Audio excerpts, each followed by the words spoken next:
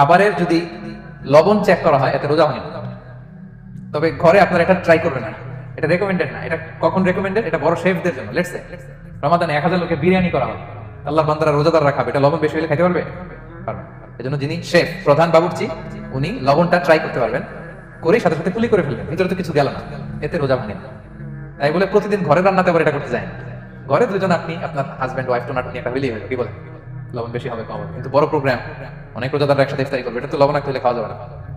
তো সেক্ষেত্রে শেফ যদি জাস্ট জিব্বা দিয়ে লবণটা একটু ট্রাই করে নেয় যে অ্যাড করতে হবে না, ঠিক আছে, সাথে সাথে কুলি করে ফেলে, রোজা ভাঙবে না। দলিল কি? দলিল হচ্ছে কাঁচা ডালের মেসওয়াক। রাসূল সাল্লাল্লাহু আলাইহি ওয়াসাল্লাম কাঁচা ডালের জাইতুনের মেসওয়াক দিয়ে তিনি সেওয়াক দিয়ে মেসওয়াক করতেন। তো কাঁচা জাইতুনের আপনারা মেসওয়াক করছেন, এটা কিন্তু অনেক লবণাক্ত, সল্টি, এটার মধ্যে একটা ঝাঁঝালো ভাব আছে। তো এটা আপনার জিহ্বায় লাগলে কি রোজা ভেঙে যায়? ভাঙে। এবং আপনি যদি সমুদ্র অঞ্চলে সফর করেন, সমুদ্রে লেটস সে 1 মাসের, আমাদের এই যে বাংলাদেশে তো এখন এই কি বলে প্রায় 7 লক্ষ টাকা করে দিচ্ছে আমাদের হাজিদের জন্য, হজ করতে হলে প্রায় 7 লক্ষ টাকা লাগবে। তো এরকম ঘোষণা দেখলাম যে নেক্সট ইয়ার থেকে সমুদ্র পথে যাওয়া যাবে কম খরচে। তো কেউ যদি এমন হয় সমুদ্রের সফরে দীর্ঘ সময়, আপনি ওযু করবেন কি দিয়ে? সাগরের পানি দিয়ে। তো সাগরের পানি কেমন? সাগরের পানি দিয়ে আপনার কুলি করতে হবে না, মাছ মজা করবেন না? তো আপনার কি রমজানে যদি কুলি করেন আপনার রোজা ভেঙে যাবে? না, ভাঙবে না।